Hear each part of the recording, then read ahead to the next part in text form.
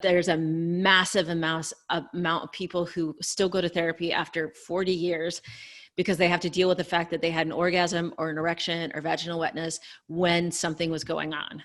Wow. I've never thought of it like that.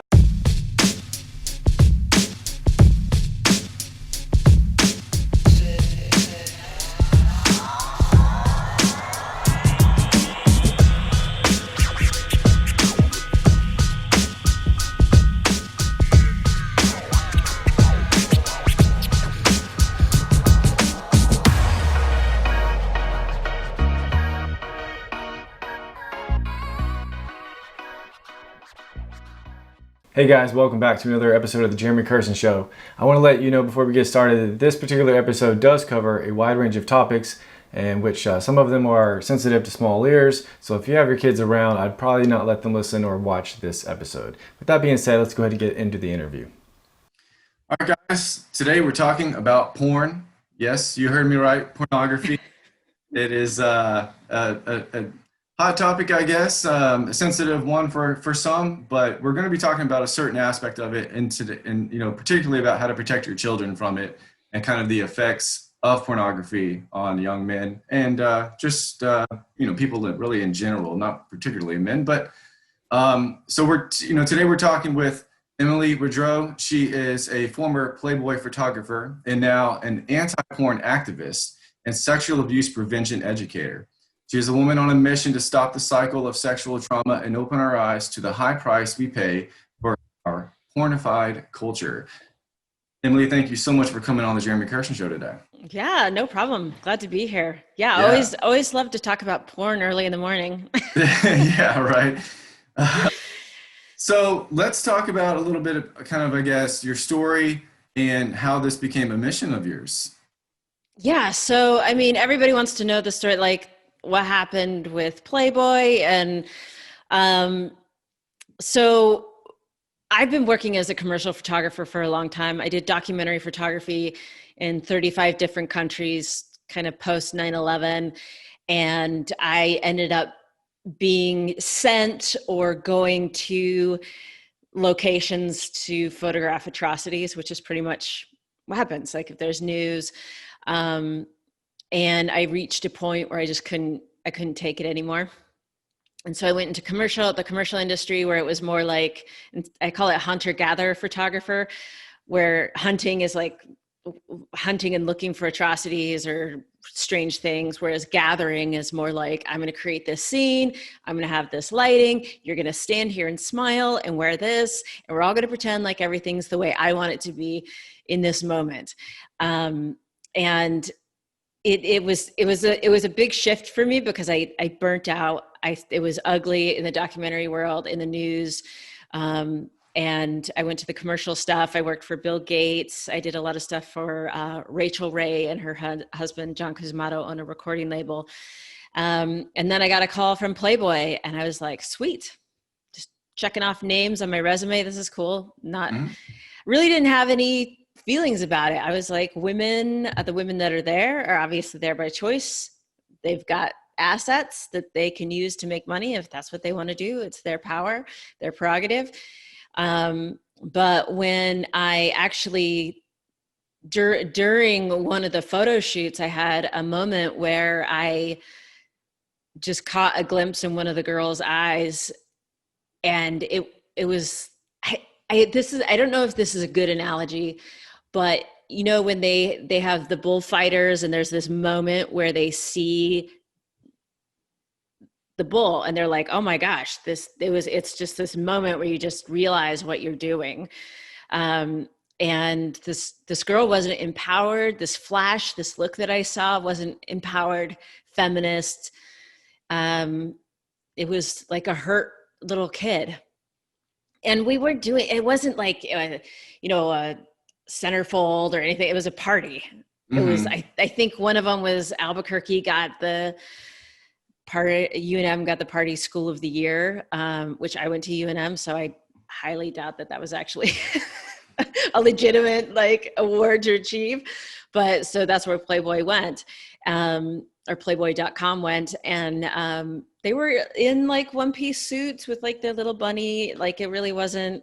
Yeah. So this wasn't like a full frontal nudity type of photo shoot. That. No, no. I mean, it was. I have seen. I mean, I went to art school, so I mean, I've seen way crazier situations at art school than Mhm. this was. I mean, Playboy is extremely tame by the scope of pornography. Sure. So it wasn't necessarily what we were doing, but this person had been victimized or was deeply hurt. And I went home and I processed the photos and I could see it in the pictures, and I put my camera down and I never picked it up again. That was So you didn't sayonara. like you didn't have any particular conversation with her that day, or like you didn't pull her aside Nope. and ask her, "Hey, how are you feeling?" Anything like that. You just Nope.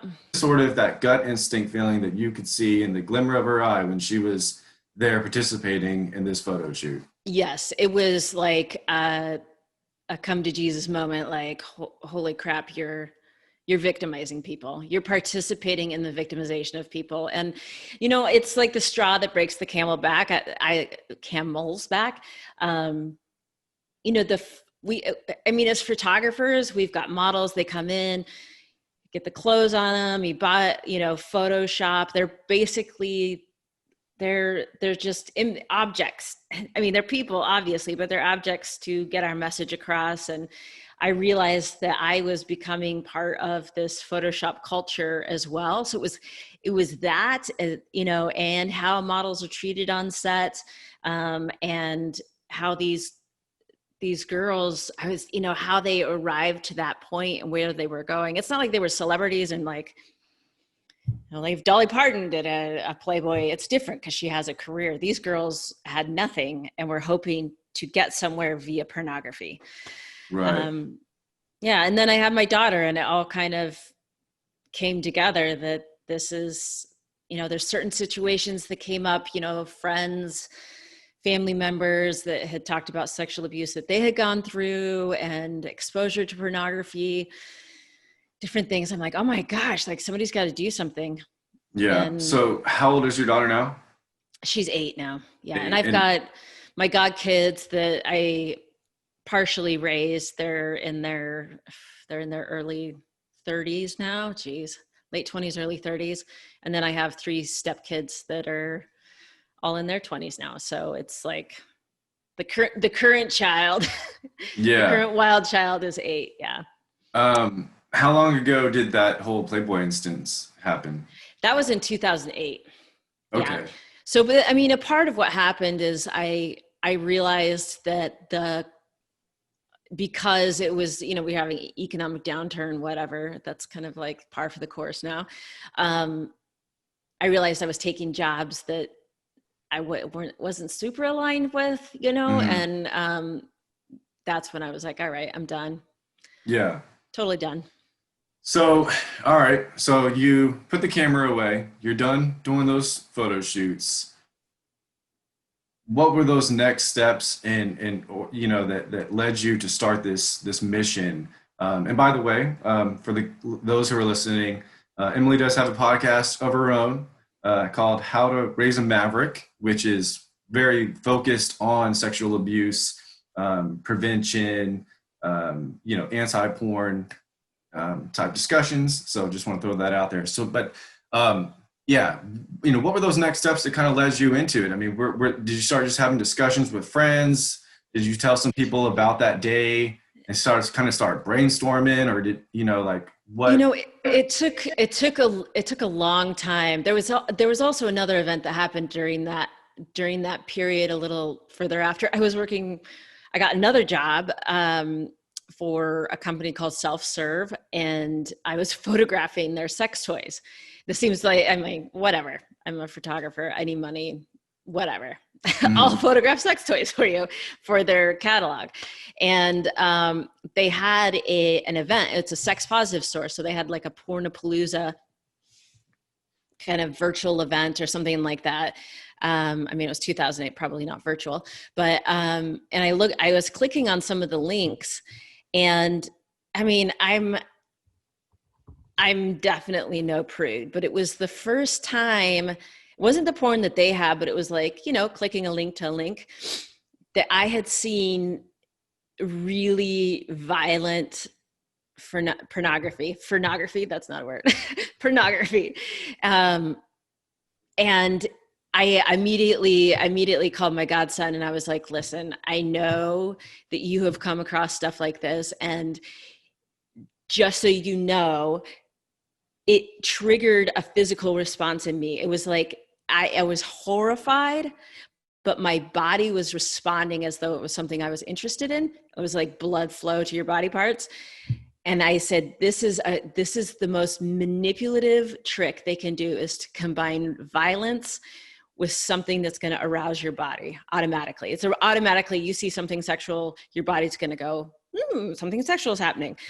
And then to mix it with violence is this unbelievable toxic, I mean, it's actually genius for them, for the porn industry, because you can't get that anywhere else or you'll be arrested. Yeah. Right. So you're like, oh, I'm finding like, this is my jam. This is what I like. Where else are you going to get that? Nowhere.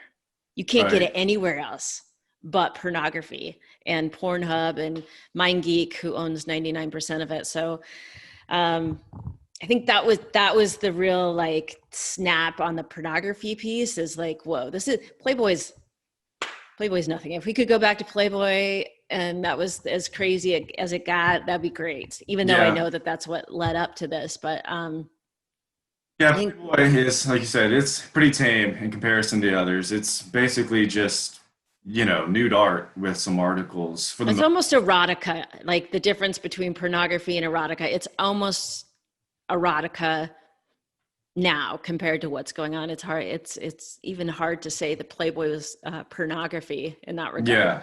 Yeah. And as far as the violent stuff goes, I'm aware of it. You know, it's never been my thing. That's for sure. I think that's crazy. I mean, it's weird for that people do kind of get off on, you know, those types of porno. Like I know like there's from what I, you know, have read, that like the rape kind of stuff and this like hold you down, pretend rape kind of stuff, or forcing and holding by the neck and all that kind of stuff, like that stuff, you're right, it is trending, and it's kind of sad that it is, because that's so far from what a healthy, loving relationship is, and a good, healthy sexual relationship is. I think that has to do some type of damage to a lot of people who watch it and get used to it. Right. And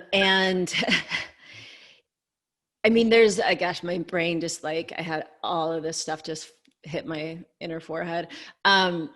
One of the things that we're seeing right now that's problematic, and if people out there watch pornography, like most of the population watches pornography, and it's absolutely, I just don't want it to come from like, this is a shameful, you're a bad person for, you know, and even saying like, I'm not into the violent pornography. The bummer is I'm not into it either, but I've seen it. And that stuff does not leave my brain, you know, and it's not even stuff that you don't have to search it out. That's part of it that drives me crazy, is if you had to go show your ID and go into a sex store and ask for, can I please have violent choke out rape pornography, but you don't. You're randomly exposed to this stuff. And that's the part that is, if I could change anything, then something like that, where you have to specifically search. There's like ads that pop up and of rape scenes. But if you had to go in and select it, that would be a completely different process. But it like comes and gets you. That's my real issue about it. Yeah. No, I agree 100%. You know, there are things that you don't, you know, intend to see just flash up now. And like you said, they make those types of videos kind of the forefront of the website. So while you may be going to look at one, you know, general tame style of something, you know, you're going to get exposed probably pretty quickly nowadays into something pretty graphic. So yeah, let's talk about, I guess, the effects that has on both boys and girls, because I know Hmm. that young girls are being exposed to pornography probably just as easily as young boys are. So Right. at a young age, I guess we'll start there. Like, what is that doing to them? Um, and then I guess we'll talk about how that affects them later. But yeah, Well, being when young. it, yeah, so for the young kids, let's talk about the kind of coming of age group, where they're actually potentially becoming sexually active. Um, there is a lot, there's not a lot, but there's an increase of girls actually going to the ER because they're being torn. They're trying, either it's being done to them, this violent sex, and they're being torn rectally or vaginally because of what's happening. There's a massive increase on that. Um, there's also been, I mean, just in the UK, it happened where this this guy was traveling and he choked out and killed a girl, and it was dubbed as kinky sex gone wrong. And then he did it again, and I think he got away with it with, again, kinky sex gone wrong. And this has happened multiple times where there people are getting away with killing people during sex because it's dubbed as it's just, it was an accident. Yeah, wow. um I yeah, and had then I had no idea. yeah, so finally the jurors and the courts were like, that this is bull, this guy is obviously murdering people. So there's just this odd blurry line. And a lot of men think, because I mean, if you look at the pornography, most of it like leads with anal sex. um, there is not a whole lot of women that actually enjoy anal sex, but it would take actually having to be with a woman to know that that's not your first move, right? And Hmm. if you haven't been with a woman, there's this there's this situation where girls are being hurt pretty badly, and um, the guys are just doing what they think they should be doing.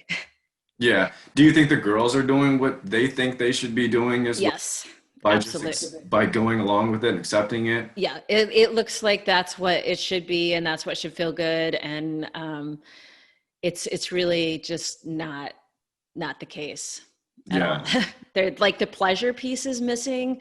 And the hard part is 80% of pornography shows abuse, verbally or physically, um, mostly against women.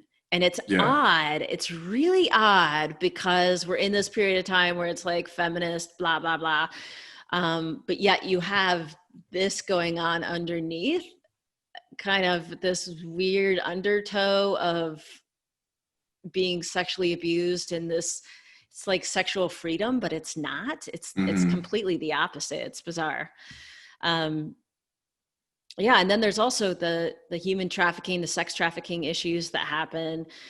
That was the big thing for me personally. I watched pornography and I stopped because if you don't know if somebody's being raped, or if you don't know if that person wants to be there, if you don't know if it's consensual, and you're watching somebody that's being trafficked, you don't know if there's a gun, if there's drugs, or and they have to pretend as though they're enjoying it. That's the key element that's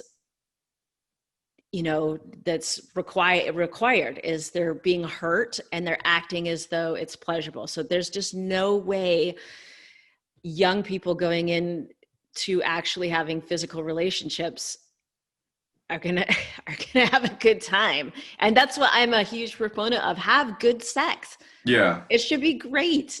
Like, I'm not prudent to the point of like, don't have sex. Like, you should have great, it's a gift from God to have Yeah, good absolutely. sex.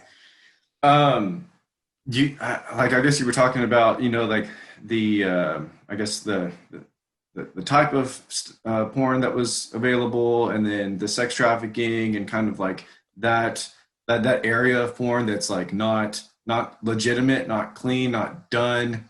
in the most legal sense. So I guess you would be a proponent of kind of what Pornhub did recently, and that's removing like 70% of their stuff that was from unauthorized users and things like that. I Right. think that that was a big cleanup to get rid of a lot of the stuff that was probably not done legitimately. Is that probably a fair assessment? I mean, it's an amazing step in the right direction. It's really a scratch on the surface, because even legitimate pornography, 90% of sex workers were sexually abused as kids. So that part of it, when I found that out as well, that really changed things for me.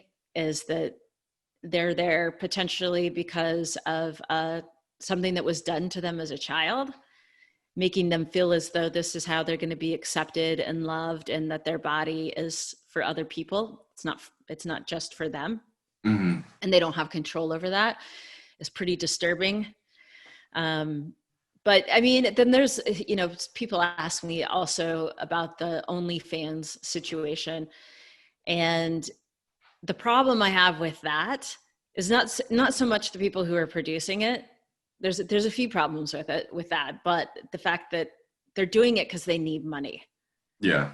It's not like this is just my hobby and it's this great thing. I mean, maybe some people are doing that, but those people potentially were sexually abused as kids too, um, but they're doing it because they need money. Right. And for those who don't know what OnlyFans is, it's a service where you can go, you can sign up, you can create an account, basically create your own porn content, whether it's video format through pictures, and you have subscribers. They pay you a monthly fee, whatever you want to set it at, for subscribers to come view your content on a regular basis. And the numbers of OnlyFans subscriptions has skyrocketed through COVID. I think their user base has probably gone, I don't even know, 300, 400% increase. It's just gone through the roof since COVID started, which is kind of a sign that people are, like you said, they're in need of money. But, then on the other side of it, the guys who are signing up, and I suppose females too, they're at home, they're bored, they have nothing to do. And so then they turn to porn.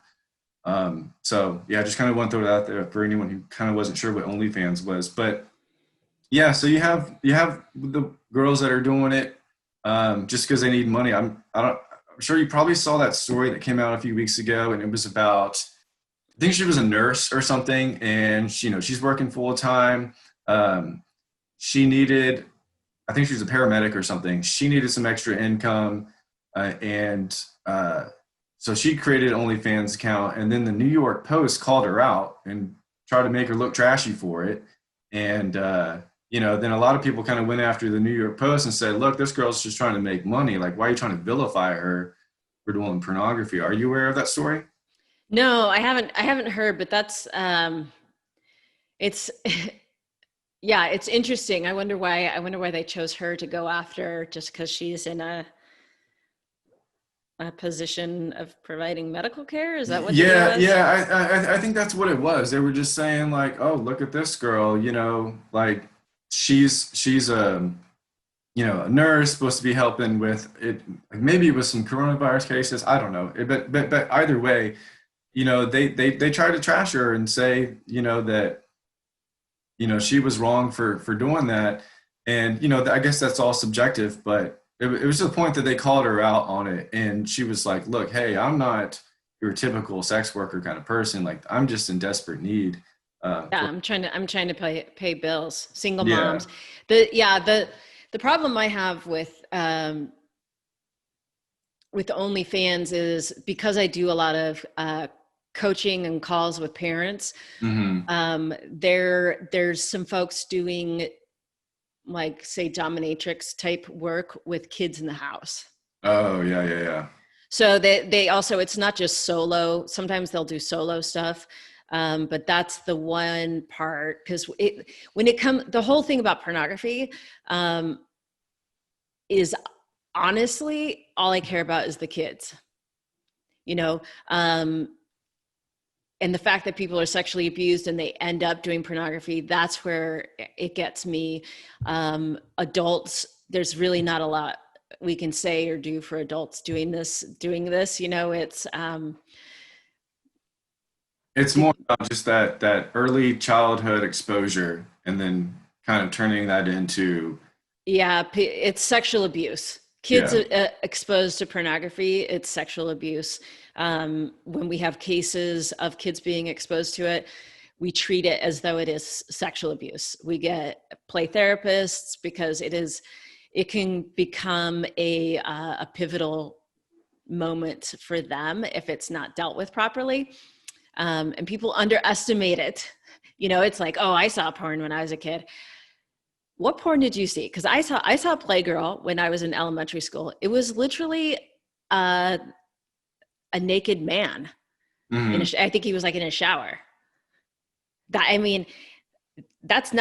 didn't permanently damage me for the rest of my life. I remember it. I'll never forget it. But that's different than seeing somebody being raped, and that's your yeah, first exposure to a full nude sexual body.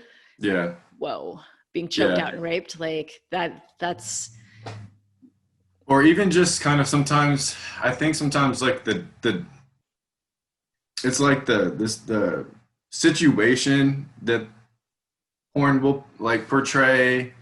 Um, like I'm trying to think of like good examples, like kind of stuff that's just out there, kind of like in certain environments where you're like, would you really have sex in this kind of place, or do something like that, or just give yourself away so easy? Kind of like these videos used to be popular in the early, or late, or I guess early 2000s, that Bang Brothers thing, where they would pretend that they're finding these girls on the streets and then bring them into this van, and then perform sexual acts with them, and then just dump them out of the van. oh And like yeah. that was a really popular thing for a long time.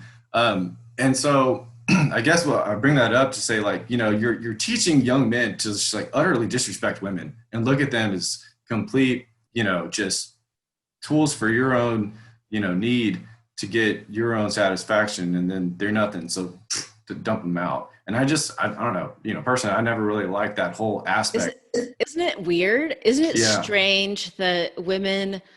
I mean, I don't consider myself a feminist, because that's got a lot to it. But in this period of time where women, we have a woman vice president. We almost had a woman president. And this is the kind of stuff that's going on. It blows my mind. It's Hmm. just so unbelievably bizarre. It's like the biggest setback for women I've ever seen ever. Yeah. It's just a really interesting thing. But one of the things that I think is important for people to know is that there's something called arousal non-concordance, and Emily Nagoski talks about it in her book Come As You Are. It's one of my favorites. I think it's a must read for men and women for sure. But it's when the body is exposed to something sexual, it responds sexually, like you have blood flow to your genitals, regardless of whether you're like, I'm into this or not. And it's one of the fundamentals that I think has made the porn industry get so graphic, is the fact that people see things, they maybe get an erection or whatever, get turned on, and they're like, oh, this is what I'm into. And since most of pornography is there to assist masturbation for the most part, it gets it done quicker, right? So you see stuff and you're like, whoa, this is new and novel, and your body goes, oh, there's a naked body, that means something sexual is happening. And you think that that's who you are. Do you see what I'm saying? And they did a study at Manchester Metropolitan University where they tested people, and they would put little buzzers and say, they'd have them watch pornography, and if they got blood flow while watching things, and they said if it was desirable to them, and there was only a 20% overlap of women where their body is responding in alignment with what they desired. And there was only a 50% response for men. So I guess explain that a little bit more. That's okay. Yeah. Yeah. So you were saying that, you see something that's, I guess new to you, right? Novel. Yeah. And then you get a response, like a sexual arousal. But then you said that people would, is it like they were confusing that for what that they were or something like that? Right. So that can be part of the problem, is that they see that their body's responding. Yeah. And they're like, oh, I'm turned on by rape. And this can happen with women as well. This isn't just men. You can watch something, anything, mm-hmm. and you're gonna get turned on. Like you will start to feel your body responding, whereas that isn't mentally. All it is your body responding that there's something sexual happening. So you're saying that it's kind of is it a mistake to associate that with? Yes, it's extremely problematic, and it goes multiple ways, but that's why it causes a lot of sexual preference confusion. Yeah. Because you continuously are getting off and responding to this porn or that porn, or if you're heterosexual, gay porn, or vice versa, or whatever, and then you're just like, who am I? I don't even know who I am. I don't know what my preference is anymore. And then it's also really dangerous because, not dangerous, but it's important to know. And I have a course, and I have ways of teaching kids this without like talking about sex or porn or anything, that their body has a mind of its own. So if they ever are sexually abused, they understand their body was just responding to something, that it wasn't them, it wasn't their choice. It didn't prove that they wanted it, or that it was, or that they allowed it. There's a massive amount of people who still go to therapy after 40 years because they have to deal with the fact that they had an orgasm or an erection or vaginal wetness when something was going on. Wow. I've never thought of it like that, or thought about that detail, or, especially when it's you feel like you're a victim of something, but then you still had a bodily response that was, some might say positive or whatever, because, yeah. But yeah, no, that's super interesting. The first way I was looking at it was just like, okay, you see a different type of porn, and let's just say it's totally off the wall. But then, you, like you said, you identify with that, you kind of accept that, and you roll with that, and you think that that's kind of what you're into, and you watch it more and more and more and more. So I see how that can probably pretty much easily happen. But that second part, even, when you're a victim of some type of circumstance, how you can have that same kind of reaction in that thought pattern. That's pretty interesting. Well, also, what we're doing, our brains are constantly learning and adapting, obviously. And when you choose to participate and watch a certain type of pornography, and maybe you want to have an orgasm quickly, and just do it. That's what a lot of people use it for. And you go there, even sadomasochistic sexual offenders will say, that they're in a situation and they knew it was hurting somebody, and they had to talk themselves through it. That they, when they scream or whatever, it's because they want it. And they literally retrain their brain to get to the point where that the pain response is what turns them on. Because the pain response is always there while they're having this sexual experience. So it gets to where the pain response, it is a turn on.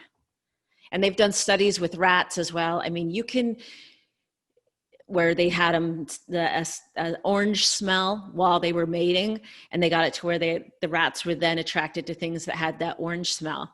And they were like, oh, okay, well, this is or lemon smell or something like that. And then they did it with what if we made it the smell, a decay smell, like a really putrid smell that the rats would always repel, and expose them to that while they were mating.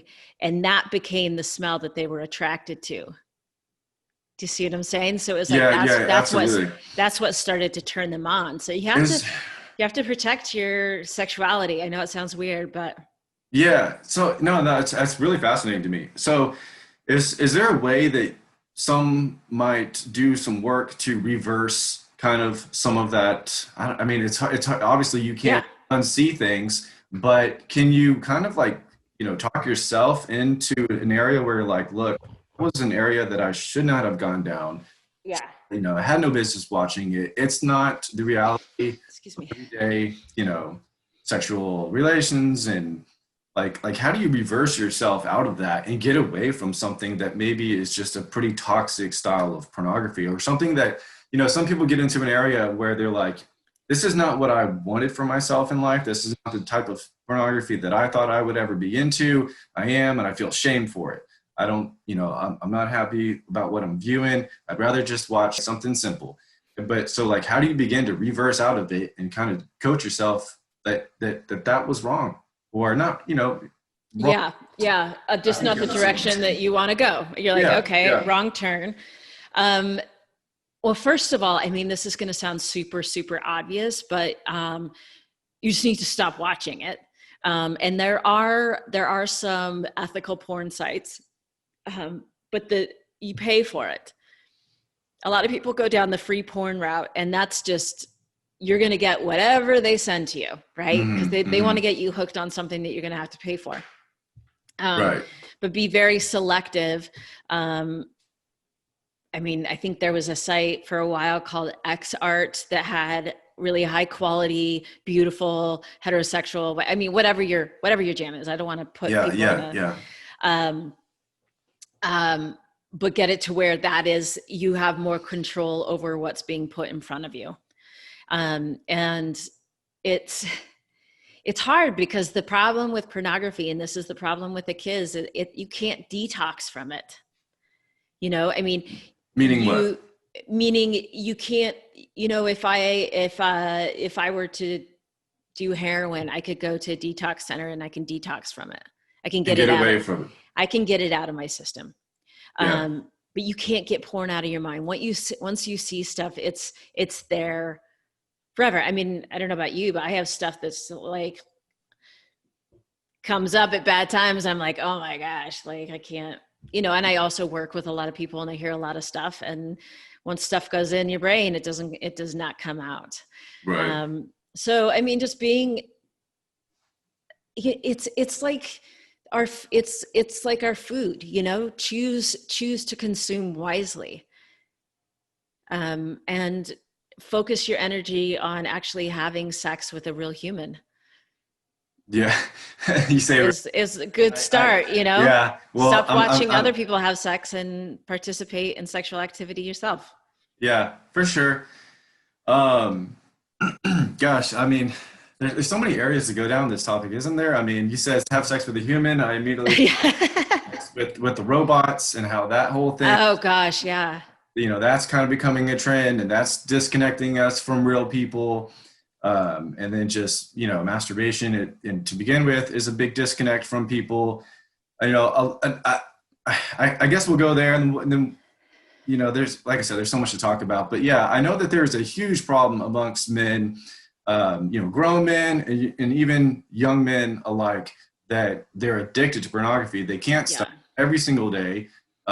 Sometimes it's a couple of times a day. Sometimes it's, at work. It's, just in the most inappropriate times when they're supposed to be productive, and how that can take such a hold of their life. I mean, I guess let's just kind of talk about like what you were saying there, like go out and talk with other women. And like, I guess let's talk about how whenever you're constantly looking at porn, like how does that disrupt our relationships and our approach to meeting other people? Yeah. I mean, part of what we need to do is recognize that porn addiction is an addiction. So with all addictions, it's not the porn, it's not the heroin, it's not the alcohol.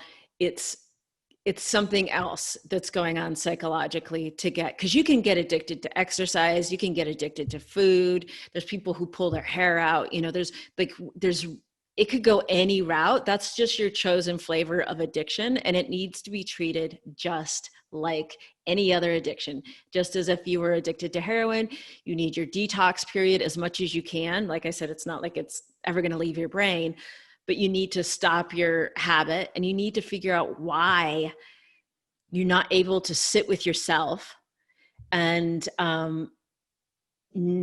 you're trying to fill some kind of void or avoid something, and you need professional help. If it's to where you are doing it at work, that you will lose your job over that, in most situations. Probably not at Pornhub, but most situations, if they find out you're watching porn on their servers or whatever, then that's a problem. And that's if you've lost a relationship over pornography, if you are not meeting your daily physical needs in life, you're not taking care of yourself, it's preventing you from your social life, all of that thing. If that's what's happening, you have an addiction. Yeah. Well, like, and I'm also kind of talking about the point to where, like, you get that high, right? Like, let's say you wake up, you do your business, and then, you go about your day. Let's say there's, I don't know, someone in your daily life, a woman, or maybe you did that before you went out for the night with your buddies. And, I guess, I've heard a lot about this, it takes away that drive to go seek that type of same pleasure from the opposite sex, or same sex, whatever, like your preferred sex, because, like, you think, well, hell, I'm fine mentally. I already got my dopamine hit for the day or whatever. They probably don't know how to pleasure me the way that I know how to pleasure myself anyways. And so a lot of people get stumped up, and that's where they get this trap that they can't even have a good, happy sexual, it's, not even sexual yet, but just like that relationship that can later turn into sexual, because it's fed by this sexual energy, right? When you go and you're introducing yourself to somebody, or, they're talking to you, and, you're just kind of flirting at first, but, in the back of your head, you're like, wow, he or she's really cute. It's like, I think everyone can agree, it's only beneficial to have just some really good, clean thoughts there when you're talking to this person, instead of all this crazy pornography running in the back of your head while you're sitting there talking to them, because that's what you're watching for the past couple of days or past couple of weeks or months or whatever. And so you're sitting there, and I think all kinds of crazy thoughts can come to your head, like, are they into what I'm into? Would they accept me for that? Would they want to even do that with me? And most of the time, I think the answer is going to be no, because I don't think that most people have an unhealthy, porn addiction to that point that we're talking about, where you get comfortable watching some vile or violent things. Yeah. I was talking about this with somebody the other day, and I lived in Thailand for a little bit, and I met this gal that was doing yoga, and she went to an ashram. It was basically like a cult sex yoga thing. And I'm fascinated. Anytime anybody's involved in anything like that, I'm like, tell me all about it. Like, what are you guys doing? So she would have, they would make dates with other people in the ashram to like have sex with them. And it was Kundalini yoga. And I was like, so what's, how are they teaching this? Like, what are they talking about? And a part of it, I was like, that's really interesting, because I think that there's some truth to that. They view your sexual energy as like your base primal energy. And that to be able to pull that energy up, it's like your life vitality. It's like the most primitive source of your energy. And to nurture it and use it. And I said, well, what about masturbation? And she said that they feel like that is a waste of this energy, that it's just, you're just expending it, as opposed to like energizing it with somebody else, when it comes together with somebody else's energy. So there's a couple of different ways to look at it, but to be losing your vital force, your primal energy in your basement watching other people having sex. When it comes to other relationships, you don't have the energy. You don't have the like thrive. You're not thriving. You're not Yeah. alive like you think you are. You know, you're wasting it away to not live your best life. And the biggest thing for me is the industry has got you. They think you're so stupid. They think you're so stupid, and you're just going to sit there and spend all that time, and every second that you're watching, those ads are being paid for and they're making money off of you. You are their, you're just a cog in their little money-making machine. Mm-hmm. And we just need to be like, we're not stupid. We're not stupid. We get what you're doing. You understand human sexuality, and you've got it to where like we're just watching people do it instead of actually having a life. Like, no, Right. I'm not going to be sold to. Yeah, I'm glad to see that there's some movements amongst men happening. I'm sure you've heard of the term "No Nut November." Yeah.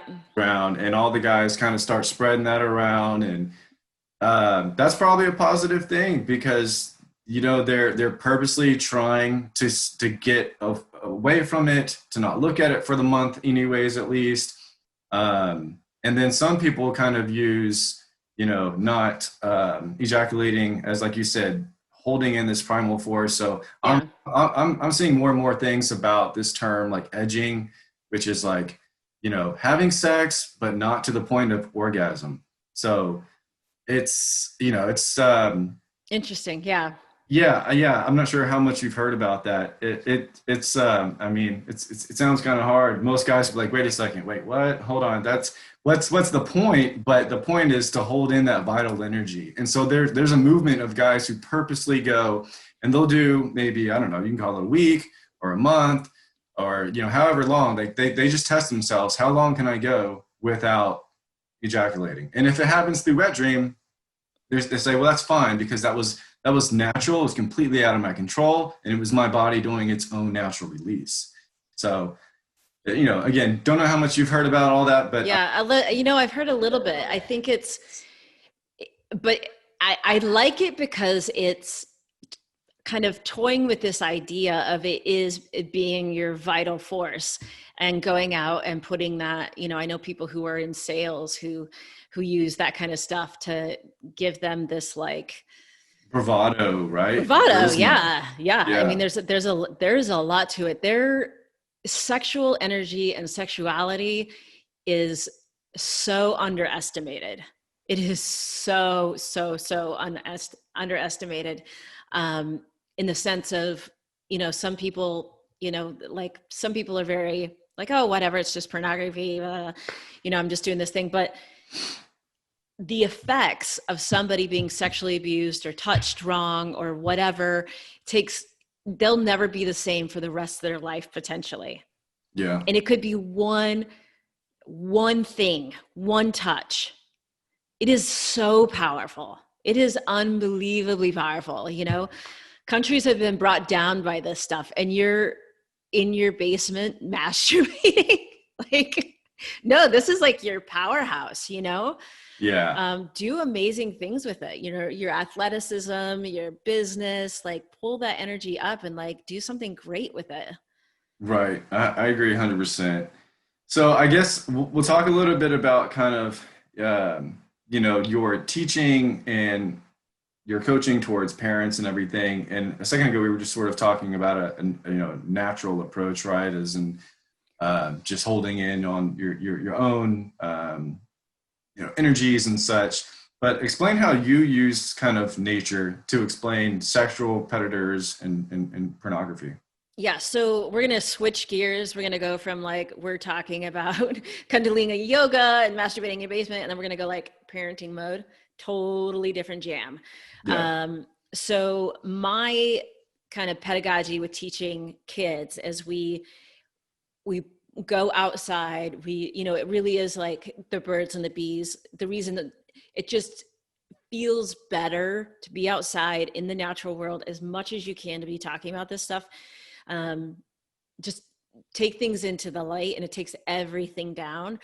And what we do is we reach kids where they're at, where from like age 1 to 7, they are wildly interested in the natural world.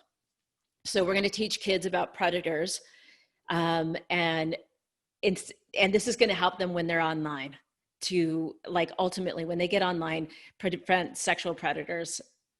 So we teach them stalking, luring, and mimicking.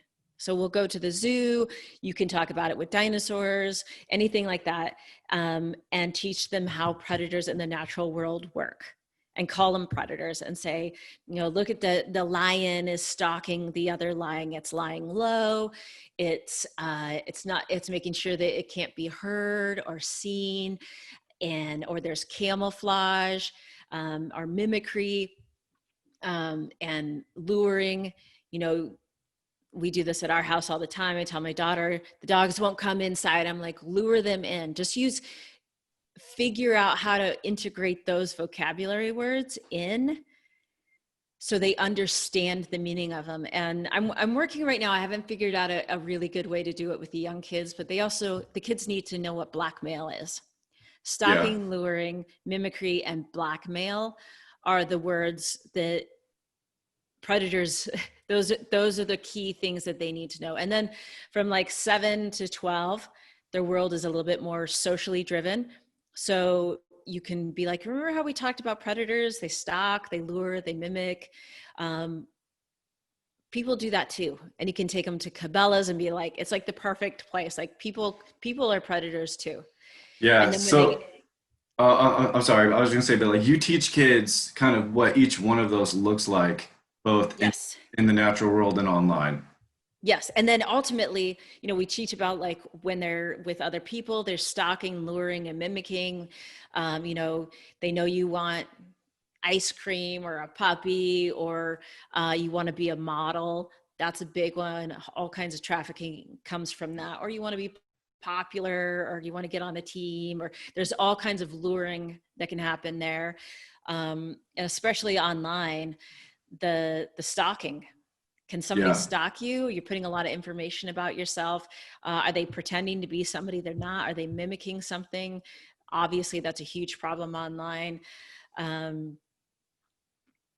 So that's one of the ways. That's just an example of how we talk to kids in this slow ramp that leads up to talking about sexual predators online. Yeah. Earlier you were talking about sexuality. So I guess, like, what do you mean whenever you talk about authentic sexuality? So authentic sexuality is, it's really how my podcast, How to Raise a Maverick, came around. Samuel E. Maverick is the original Maverick, not like Top Gun Maverick. And he was a rancher, and he would send his cows out unbranded. That was his brand. And people are like, you're lazy. And he's like, I don't want to brand my cows. So if there's any unbranded cows out there, they're mine. So that's the idea of a maverick, is going out into the world unmarked and merging into society without a mark. And authentic sexuality is, regardless of whether I speak at churches a lot. And so there's a lot of like wanting to make your kids cisgender, heterosexual. And that's not necessarily what I'm talking about. It's if they end up becoming LGBTQ or cisgender, whatever realm that they're at, we want them to end up there on their own. That is who they are. They couldn't be anything else. That is authentically who they are, not because they were sexually abused, and not because they were influenced by social media, pornography. It's like a recognition is there is some diversity there, and it's uncomfortable for some parents that your kids probably are different than you. But the only thing is to make sure that if they choose a route that is different, that they chose it on their own, and it was without the influence or the mark or the brand of somebody profiting from pleasure or money off of them before. Yeah. That's the biggest thing. I could see how that is such not like a gray area, but it's like an open season area, because And like that'd be hard to quantify or measure because there's so much influence around us, right? So much, yeah. Like especially kids, they want to be like their friends. Like me and my wife talk about this a lot. When we were growing up, to be gay or lesbian was pretty outside of the box, and most kids only made fun of one another if that was even a thought, or Yeah. it was a bad rumor, whatever. Now, I have a 13-year-old daughter, and she's in, junior high, and not at her particular junior high, but in our school district, I know there's other junior highs who have an LGBTQ club, and Hmm. for 11-year-olds and 12-year-olds and 13-year-olds, and that was We had one at my daughter's school. It's an elementary school.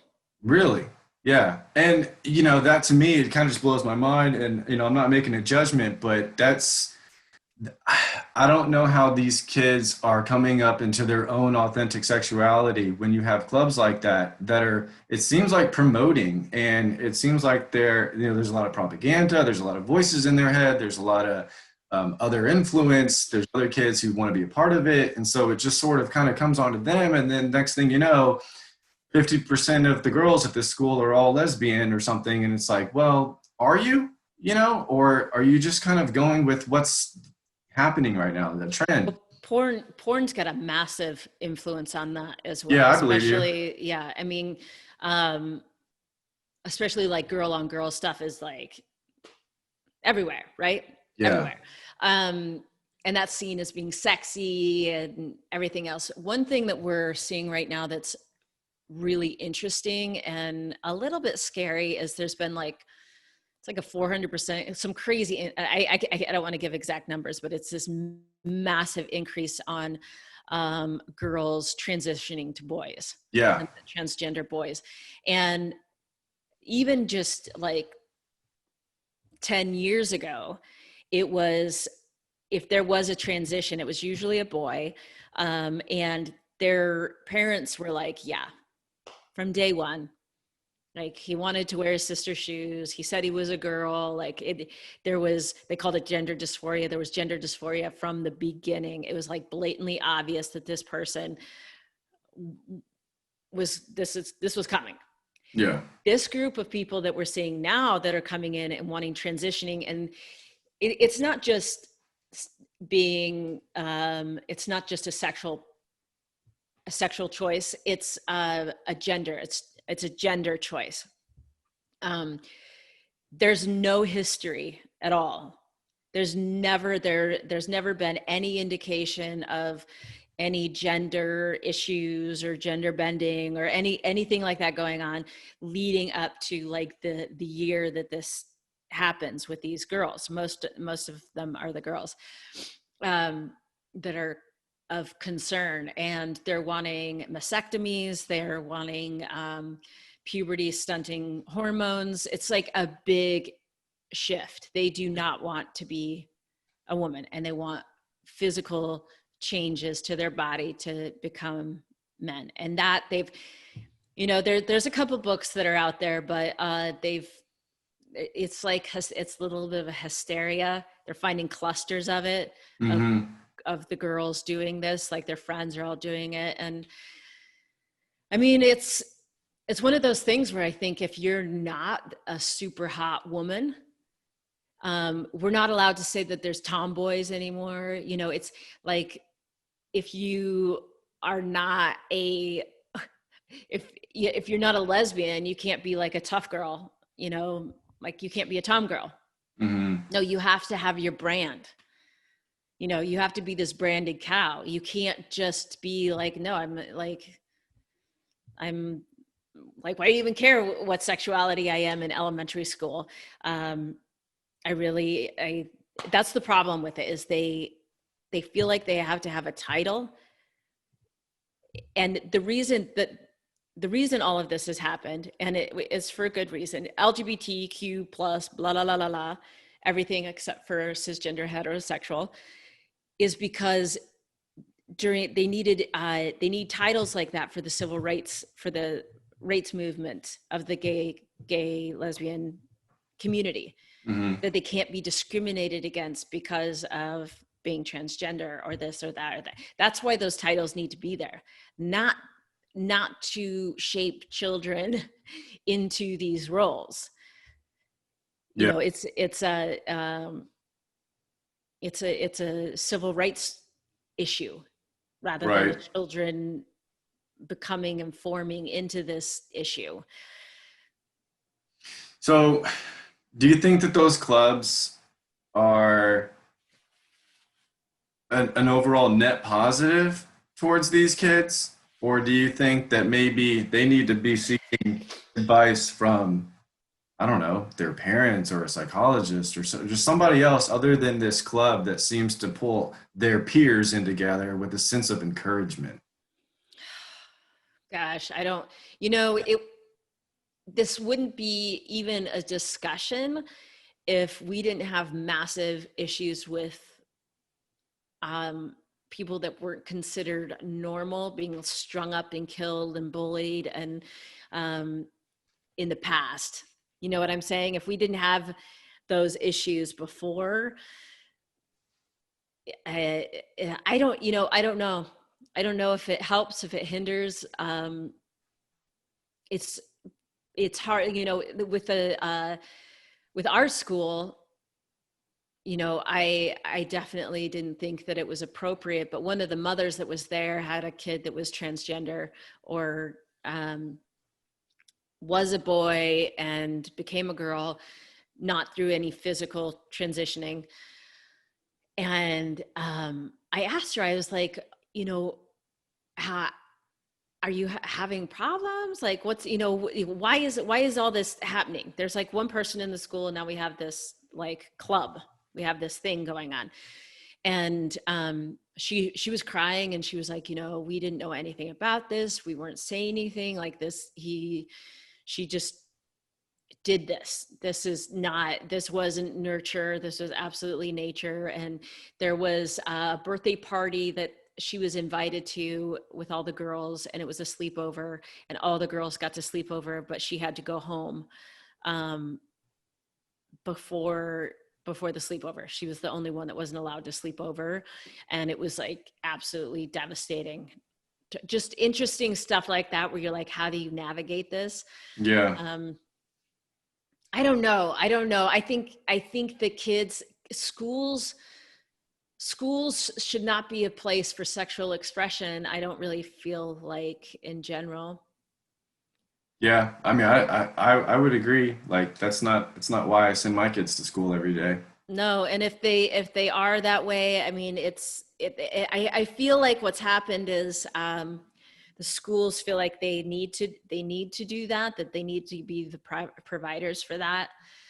With the sex ed, there's a lot. I mean, I could go on and on about sex ed, but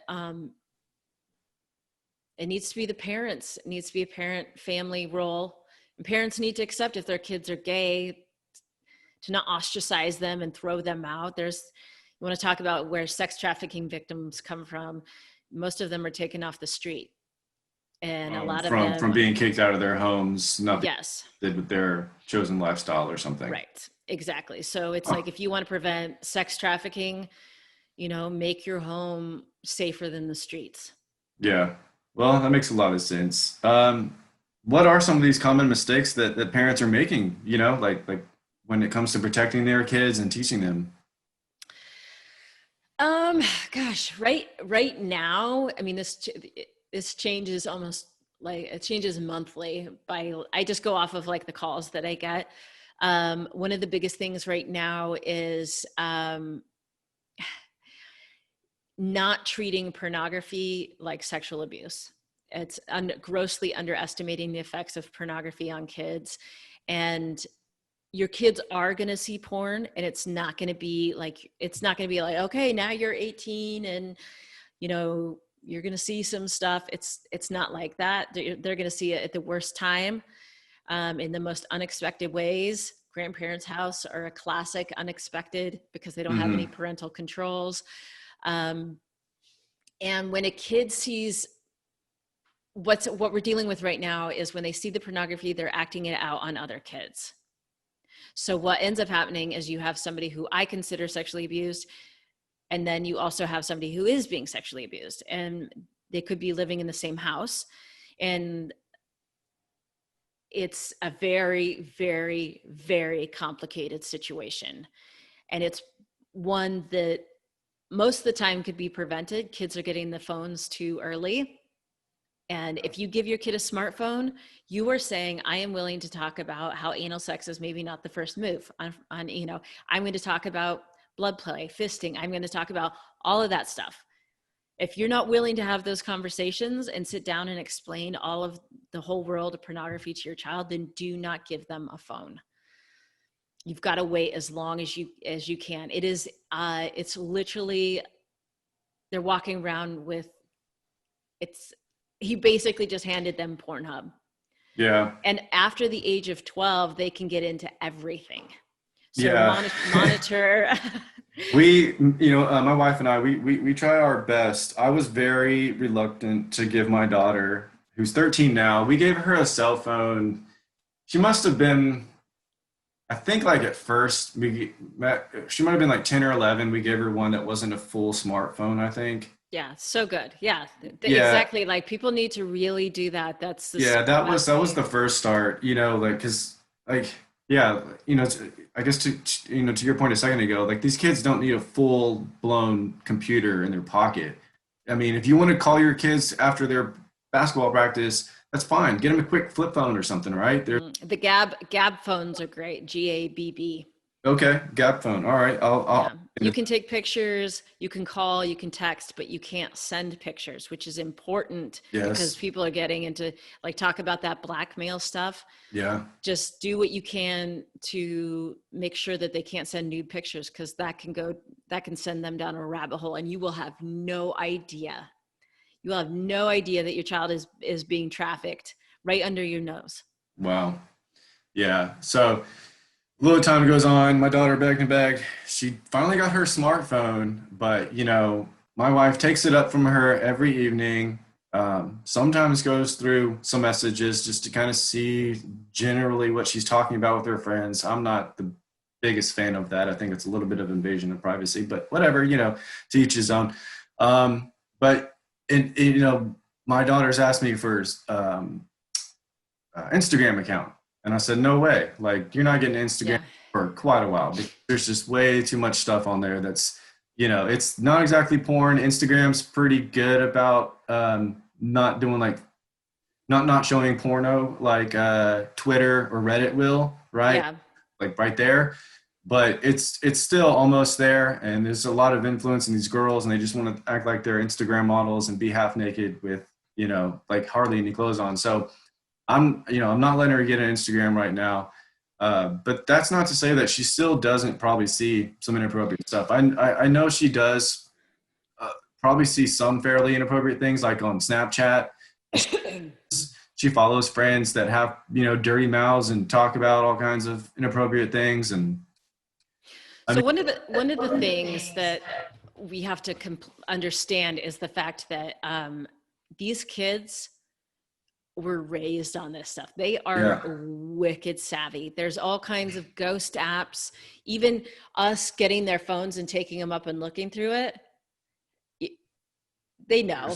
Yeah. They've got it covered. They've got it under a calculator app that looks like whatever. If you can get Bark, get a monitoring, something that's monitoring it. Snapchat, they'll send nudes, whatever, and then people take pictures of the nudes. Like Snapchat, it flashes up and goes away. No, they just take pictures of it and then they share it to all their friends and everything like that. So know that they are 100 steps ahead of you.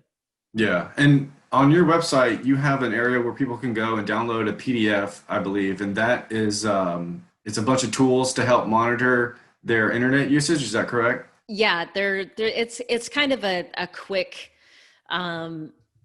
intro into how to start doing it. But if you can get a Gab phone, if you can get any of the services, the Bark services, and it's a fine line, because it's like, no, you don't want to be reading their messages, but there's also situations. This happened to some friends close to us where their daughter was in contact with a pedophile and she was scheduled to meet up with them, and it can happen like that. The other thing that is a really big deal is, we were all, I don't know about you, but like I was bullied in high school, and everybody had experienced some form of like not great experiences happening at school. And you come home and, or for us, when we didn't have phones, it was over. Yeah. When you got home, it was over. And yes, you're going to be sick to your stomach because you're going to have to go back to school, but you could sleep in your bed and they weren't there with you. They weren't coming into your home. It was your safe place. You could have dinner, get cleaned up, get ready, get rejuvenated, and go back. And now we have this rash of suicides. Girls, like the bracket of like preteen on girls is skyrocketing because they have their phones, partly, this is one piece of it, in their bedrooms with them at night. Mm-hmm. So there's a couple things that happen. One, like the blue screen keeps them awake. Once they start going through puberty, it takes them an hour longer to go into their sleep state than it did before. Wow. And then they're waking up at the crack of dawn to get up. So they're just sleep deprivation alone significantly reduces your IQ and your ability to cope with the world. Then what is keeping you up is like this ping, you suck, nobody likes you, you should go kill yourself, you're fat, something said this about you, all night long. Yeah.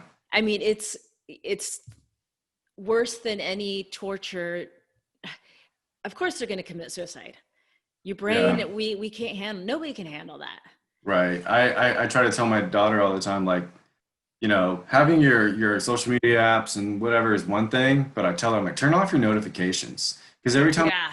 on the phone, she's got like 7 Snapchats, 4 texts, 5 this, that. And I'm like, does this not bother you? Like, this would drive me nuts. I've, for the most part, other than maybe a couple like YouTube notifications and things like that, I try to turn the app notifications off because I don't want to just be bombarded and, all day long with that. And, I don't know, I try to focus on productivity and focus sometimes. So, I would like the same thing for my kids so they can not be like constantly just like taken away back to their phone and have to see what's going on all the time. I was like, look, you want to have your time to go check your messages. That's fine. But geez, all day long, like, doesn't tire you out?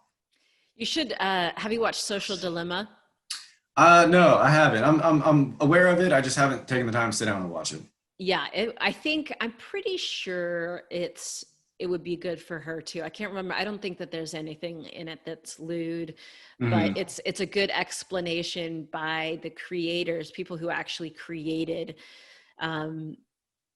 things in Facebook, they're developers, speaking about how it works and why this is a real problem. Yeah. A minute you were talking about meeting up with a pedophile or something, right? Yeah. What do you think is like essential that you teach your kids about talking with strangers? That every single person on the internet is a stranger. Yeah. Really, you have no idea who you're talking to. And it's the stalking, luring, mimicking, blackmail conversation over and over and over again in any way that you can. I like to use, because especially with teenagers and preteens, sitting there and like telling them how it is, they'll hear it. One day it'll register to them and they'll take heed. But I like to drop little, talk about things in different ways. One thing, like for example, when talking about pornography, so I talk about moths being attracted to a flame. And when they're really little, we just point it out, like, isn't that weird? They're attracted to something that hurts them and they can't help, but they keep going back to this thing. And just pointing out, just as the years go by, different situations where we're attracted to things that aren't good for us. And sometimes we're wired we're wired to look at naked people. We're wired to do this, and without talking about what's going on online. You see what I'm saying? It's like you have these little tiny roundabout messages. You know, remember how we talked about that? It's kind of like that. Yeah. Without this direct, you shouldn't, don't, because it's often a wall just get put up. Yeah. I know, like when we were, you know, like I guess the early days or the early days of the internet, you know, it was, you know, never tell anyone where you live, never tell them your street name, never tell them, you know, your plans for the day or anything, or like people didn't even use names. It was just little names and handles, as they call them, screen name handles and, you know, avatars. But now everything is like, oh, I'm Jeremy Kirsten. This is what I look like. This is my family. And we're going out of town for a weekend. And it's just a completely different world as far as that goes. I wanted to throw in a quick story, and I think you'll get kind of a kick out of this. So this is just like how, you know, dumb I was as a kid. And this is a good example of how things can really go wrong. Thankfully they didn't, but I must have been probably 13 or something. Yeah, probably around 13. And I was in a chat room. Gosh, I don't even really remember what it was, but probably like Yahoo or something, you know, when chat rooms were still popular. And was talking to this girl. You know, this is before webcams were any good. It's before everybody had a ton of pictures online, because digital cameras probably really weren't even all that popular yet. They were just kind of getting started.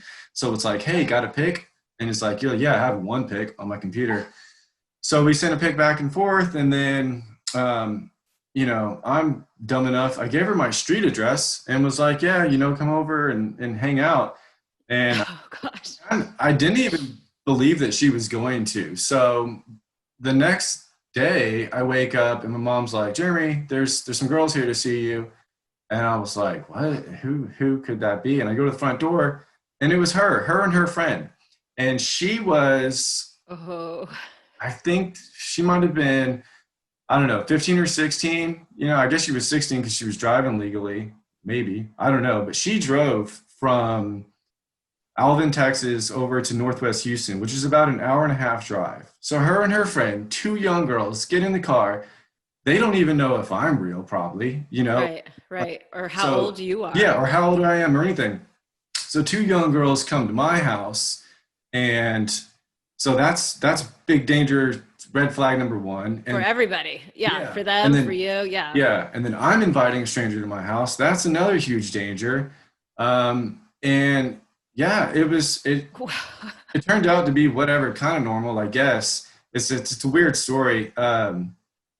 You know, later she left and she went home, and she texted me or sent me a chat message or whatever. And she says, I'll never forget this. She was like, you didn't try to have sex with me. Why not? And I was like, well, because my mom was home, first off. And like, that's just, I don't know. At that age, I was still a virgin, or like, I was just really like blown away. That's like, dang, you were serious. You really came over here and was trying to have sex with me. And, you know, she might have been doing, you know, it could have been rape at that point, because I can't verify her age, you know, towards me. Right. I don't know. But the whole thing was just like, in hindsight, it's like, man, that was dumb. Like, that was a huge risk for a lot of people. And it's just, it goes to show. So it's so easy. Yeah, it happens. Right? It happens, and people can get into a lot of trouble doing stuff like that. And I know I'm not the only one. I've had friends that would tell me same stories. They met a girl online or something, and they'd get their address and they drive up. This one was different. They said that the girl came out, looked nothing like she did on her profile, and they just got in the car and burned off. So kind of a different ending there. But yeah, I mean, kids were doing that. And I think that they kind of always have been since the early days of the internet. So, you know, yeah, it's just wild, the kind of stuff that can go on. Yeah, well, this, I have a couple stories, but one of them, that gal, she was in contact with a pedophile, and the Internet Crimes Unit contacted her parents and said that she's scheduled to meet up with this guy, and somehow that they knew, and she had to meet him at his car in order for them to make an arrest. But it's like the parents had no idea what was going on. And their daughter got out of school and went over to his car, and he was arrested. But she was on her way to go meet this older man, you know. And then another one, this is a classic, you know, parents who think they have everything locked down. There was a boy who's the computers were all locked down, but he had his, I don't know, whatever kind of gaming station that was connected to the internet. So he met this girl, and she explained to him how to hack into the computer. She's this 12-year-old girl that knows how to hack into computers. Probably not, right? Mm-hmm. And they exchange photos. And the problem is, you know, they were going to report it as this being obviously a fraudulent person, but a friend of theirs, this police officer, was like, you can't do that, because if your son solicited the photos from an underage girl and she really is underage, then he's going to be a sex offender. So it's like there's so many double, like who's the victim in these situations, like yours, young, whoever these girls were, how old they were, who was going to rape who at that point. Yeah. You know, who's the offender and who's the victim. Yeah. When photos are being passed around and people are sending child porn when they are children. Yeah, I've heard about that. Like that, you know, a picture of a young girl in a school sends it to her boyfriend, and then the boyfriend sends it around, and then now everyone's got child porn on their phone. You know, and that's a huge crime. So yeah, pretty wild how that kind of stuff can just like bloom from what seems to be a private, innocent type of case. Yeah, kids. I mean, so body safety rules, it's the sex abuse prevention kind of, nobody touches anything underneath your swimsuit. Those are your private parts. You don't touch anybody underneath their swimsuit. You do not take pictures of private parts. You do not let anybody else take pictures of private parts. You do not show people pictures of private parts, and you do not let anybody show you. Those are kind of like the modern updated rules to that we teach the younger kids. That's the go-to right now. Yeah. And it applies to the teenagers. For sure. I read on your website that, you know, you talk with parents about, the, you know, children playing doctor, which is a very common thing. I think that every parent, or at least knows somebody who has a story or something of their own where, you know, they walked in and the two kids, boy, girl, boy, something, girl, they're playing doctor. And they get a little freaked out at first, and they're like, oh my God, they were looking, they were touching. You know, I guess walk us through what we're supposed to do with that, and how do we talk to these kids about kind of, you know, that circumstance, or it, you know, I guess we can look at both before it happens and then maybe after it happens, if they already know before. So always make sure that your kids know the body safety rules. So if anything like that happens, you can say that, you know, that goes against our body safety rules as an explanation of why that should or shouldn't happen. And I have a PDF download on my website to help people guide what's appropriate, sexually appropriate or not, or if something's happening that's a red flag that you might need some more help. Kids who have been sexually abused act different sexually than other kids. So there could be signs of sexual abuse happening, or maybe your kid might need a little bit of professional help because their impulse control is too strong, or lack of impulse control. So the number one thing, if you walk in on kids and they're doing something, is you have got to keep your cool.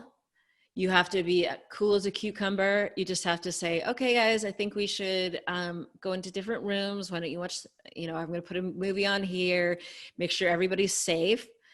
Act total poker face, act as though nothing, don't be mad, don't be astonished, which all of this is like wicked hard to do. Yeah. And then go and write. I tell people, write everything down. What did you see? Who is there? And just really think about it. And, if you have like the PDF that I have, what's sexually appropriate behavior, if they're using lewd words, or, they're, like if there's any like oral sex kind of stuff, like that kind of thing happening, is a little bit like beyond just looking and touching and being curious. Mm-hmm. Yeah, Right. they're obviously mimicking something. Yes. So either they've seen pornography or they've been sexually abused. Yeah, So if they're performing those acts, I want to. yeah. Or talking about it or Yeah, anything like that. So yeah. just go write everything down, all the details, what you said, what you saw, who was there, the time of day, anything, and then write out how you want to deal with this as an ideal parent. Mm-hmm. Who do you want to be right now? Because it's really important to handle this in the right way. And I highly recommend, if you decide that, this was abnormal behavior, then get a play therapist, get a therapist stat. And you do Mm-hmm. not need to involve your family, your sister-in-law, this is a really intimate, private thing that you walked in on. And if your child has a problem sexually, this is not to be gossip for the family at Christmas time. Mm-hmm. That is your child's private life, and you need to deal with that with a professional, and it doesn't need to be public knowledge. Yeah. Especially within a family where it's chit-chatty, it's on a need to know basis. Yeah, that makes a lot of sense. And I guess like you can be aware of other behaviors too. Like, so like it doesn't even have to be like, let's say playing doctor. Sometimes you could be playing Barbies, right? Yeah, exactly. And you kind of like, you hear them acting something or talking something, a certain dialogue. And like you said, it's got words and vernacular in there. They're like, wait, that's not normal. I don't know where you heard that, but I've actually been kind of witness to that before.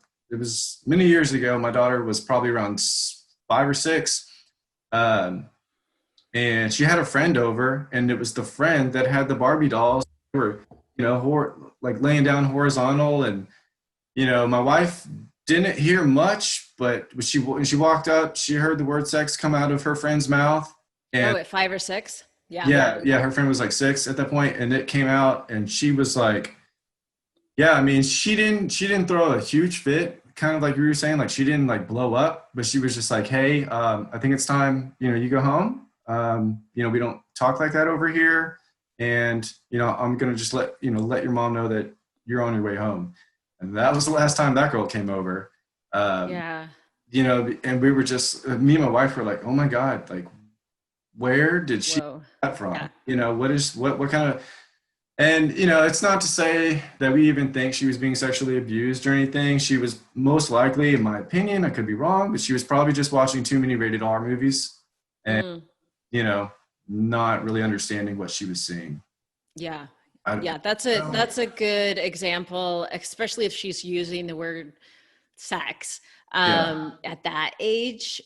Even kids that are pretty advanced in their language in a safe way, in an educational safe way, probably don't understand sex in that regard.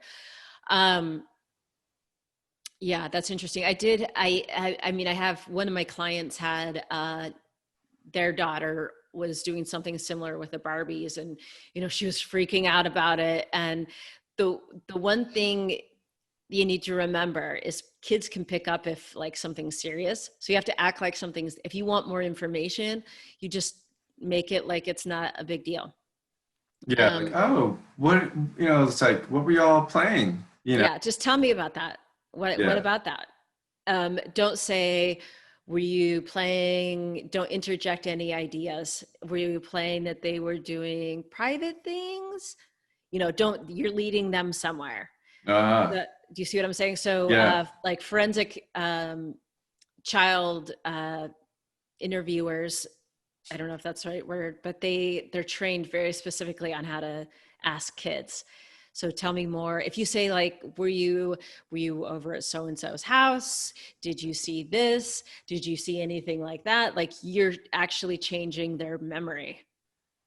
Yeah. You can really distort, you're distorting evidence. Essentially, it's really hard when kids go to trial, or if there's any interrogation like that, it'll throw the whole thing out. Really? I didn't really Yeah, so it's just tell me more. know that. If Yeah. somebody comes to you, if a kid comes to you and says, I was I'm being sexually abused, or I'm being hurt, or something like that, you say, I believe you. We'll keep you safe, however that looks, will keep you safe. And I'm glad you told me. And is there, can you tell me more? Just, can you tell me more? And that's it. And then you go get professional help. You zip your lips, because trust me, even people who deal with this all day, every day, when it happens to their kid, if it happens to their kid, all bets are off. Like, it's different when it's your kid. Just go and get some help, and put them in play therapy, get therapy immediately, and figure out what happened. You're going to want to know who it is, what, when, where, all of that. And you're just going to have to take a back seat to your child's psyche, because you might not ever find out if you get pushy. Mm-hmm. That's the problem, is that they'll clam up and they understand that something serious is happening. So Makes a lot of sense. I guess so. You call yourself a free range parent. What does that mean? yeah, so free range parents, it's a word coined by Lenora Skenazy. She was author, I think it was for like the New York Times, and she let her son ride the train in New York by himself when he was 7, and she was dubbed the worst mother in America.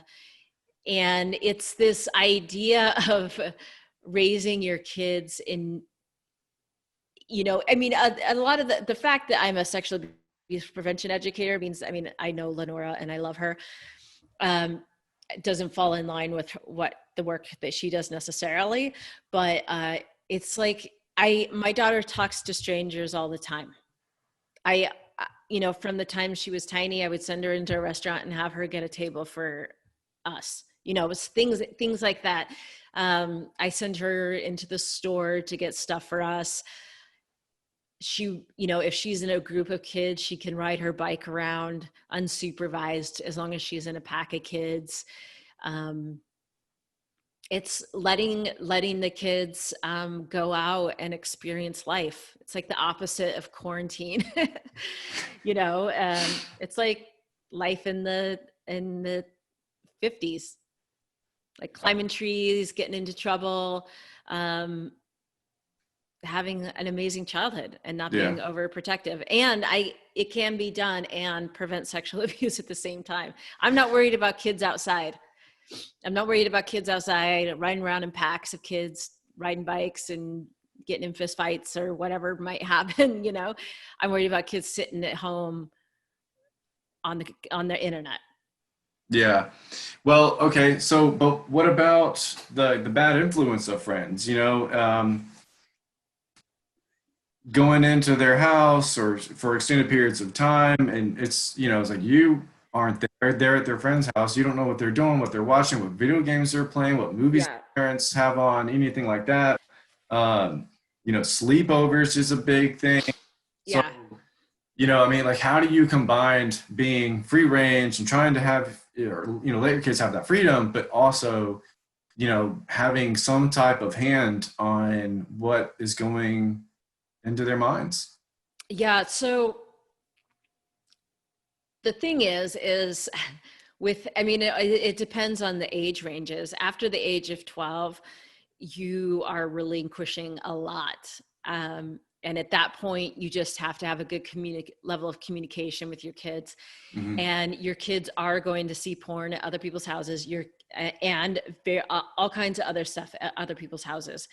And then they're going to come home, and they're going to be in a home that doesn't approve of those kinds of things that they can escape from. They can go and see those things and then come back, and they're not mainlining it all night. See what I'm saying? Making sure that your home is on massive lockdown is a big difference of a kid continuously watching porn all night and all day in your home versus going out and being exposed to a little bit here, a little bit there. It makes sense. Yeah, You're saying so. there's no way to protect them from everything. Yeah. Well, that's You really have to have like an incredible dialogue and let them know that there's no shame in anything. They need to know that they're not going to get into trouble if they tell you the truth. Yeah, I think that's the most important thing. My son is pretty young. He's not even 10 yet, but it was probably like a year and a half ago. He stayed at another boy's house, and his older brother has Gran Turismo, or no, not Gran Turismo, Grand Theft. Grand Theft Auto, yeah. Yeah. And, you know, one of my favorite games, right? But I'm a grown man. Yeah. It's not for, No. not at all. People ask me about that all the time, and I'm like, yeah, no, that should be a little bit of a pass. Yeah, and so, you know, I'm so thankful that so far I feel like we've done a pretty good job. You know, my son came home, and I think it took a couple of days. He let it ruminate in his mind for a few days, but he eventually told his mom. He said, "Mom, I stayed over at so and so's house the other day. They had this video game on, and there were some inappropriate things that I saw in the video game." And, you know, I'm just so glad that he came and he told Oh yeah, that's awesome. you know, That's what you want right there. yeah. And so, you know, we didn't get mad at him. We didn't punish him. We didn't, you know, nothing like that. I think we may have let him go. I can't remember if we've let him go over there since or not. But, you know, like we didn't say you can't hang out with this kid anymore. Like we didn't try to vilify any of that. We just said, okay, well, you know, what did you do? And he said, well, I looked away until it was gone, you know, and, you know, he's his own person. He may take a peek in there and just out of natural curiosity and interest. But the fact that he kind of recognized like, this is not what I need to be looking at. And this is the kind of stuff my parents, you know, tell me about and this and that. And he came and told us. I was very proud of him. That's awesome. I mean, that's all you can ask for, right? And you helped him process it through. That's the thing, is if we make it this terrible thing that it's bad to look at this and it's, you know, any kind of negative attachment to it, then they're on their own to process it. They're not going to come to you. And you need to help them work through. Yeah. So that's not real life, and that was created this way. And you can have the however deep a conversation you want, but that's perfect. Yeah. Right? Because it's going to happen. I mean, Grand Theft Auto, parents buy that for young kids all the time. Yeah, without realizing even. They have no idea. There. Yeah. Yeah, and there's even a new one out that I hear. Oh my gosh, it makes no sense. I haven't played the game. I don't even have a new console, but it's what's it called? Cyberpunk 2077. I think that's what it's called. It's a game, and get this. So you have a character, right? Your avatar. And I don't know why the creators of this game or game designers put this feature in there, but you can go and customize the size of your genitals. Whoa. Yes. It's like, why are kids doing this? For what? You know, so I don't know. Oh, wow. That's weird. Yeah, I'm not sure what the heck the point of that is, but I guess I just said that to say, yeah, there's some games for men and women. Or is it just the men? I think it's just the men, but yeah, from what I've heard, you know, you can customize the size and shape of the genitals and scrotum and everything, and you know. Oh, so like down to the details of it. Yeah, I don't know what for. I don't know what the point of that is. You know, it's interesting because somebody told me a while ago. They said, you know, I mean, it was a younger, I guess she's like in her late 20s. She was saying, you know, life out there right now is, you know, they have the like Renaissance pictures of Adam and Eve, and they're covering their genitals with a fig leaf. And she said, now it's like we have the fig leaves on our face and our genitals are exposed. It's like our face is the private part, not our bodies. I was like, that's really interesting. And so things like that, it's like your phallic details is more important than your facial details, or easier to have sex than go on a date, or Yeah, that's true. No, you make a good point. And then, a lot of people have focused on, we're kind of getting off topic, but yeah. there's this whole trend of, I guess, like maintaining the general, the genital area as far as, Oh, with the girls, there's like a huge. It's one of the most popular cosmetic procedures is to get a labia. yep, I don't know what labiadectomy or something. I don't know what it's called, but they trim the labia to look that's true. like Yeah, that, porn stars. yeah, there's that, there's other things. And then just like pubic hair in general, like even young girls think that they have to go, trim and shave pubic hair. And it's like, well, I mean, I don't know what that's doing for them or Because they can look like porn stars. yeah, But there was also a trend like in the Renaissance where I think they were losing hair because of syphilis, so they wore little wigs. really. So it's historically it's a thing. Wow. I Yeah. had no idea. I had no, I can't remember what the name of them, but they're like little wigs that would stick on. well, I guess. So the not that the Renaissance is like a sexual period to mimic, but Yeah. yeah, crazy. Well, I am gonna have to run pretty soon here. Yeah. Yeah. I was just about to ask you, is there Okay, anything cool. else that you kind of wanted to add to the conversation? I think we've covered a lot of areas. Yeah. So the only thing I guess I would say is if you are dealing with something, if your kid has seen pornography, I'm actually going to create kind of a script on what to do once a kid has seen pornography, if you haven't had any let up conversations, or how to kind of start those. I'll probably make that like a PDF on the website, and I'm going to we're taking donations now on the website. So if anything I've said has been like useful to you, and you think I should keep spouting about pornography all over the world, yeah, just go to my website, and there's the resources there. There's all kinds of stuff, and I coach people, and most of the time I don't charge people when I coach them. So That's nice. if you have a situation, that's where all the donation money goes to keep this stuff going. But if you have a situation that is complicated and you just need some advice, or you've seen something and you're like, should I be worried? I just need to bounce this off of somebody that's not involved. And it's always anonymous, obviously. So that's really useful. Just be like, am I overreacting here? And a lot of times people who have a history of sexual abuse, it's priceless for them because they're like hyper aware. And they're like, I'm so afraid of this happening to my kid, but I also don't want to be overprotective. Am I out of my mind? Is this right? Am I seeing stuff? And just to have a neutral, experienced somebody to bounce it off of just is really useful for people. Really Yeah, helpful. So absolutely. Well, Emily, that's awesome that you provide that type of coaching and help, to parents for free. So if you're watching and you want to get with Emily, please do so. yeah. She'd be happy to help you out. Your website is howtoraiseamaverick.com. Yep.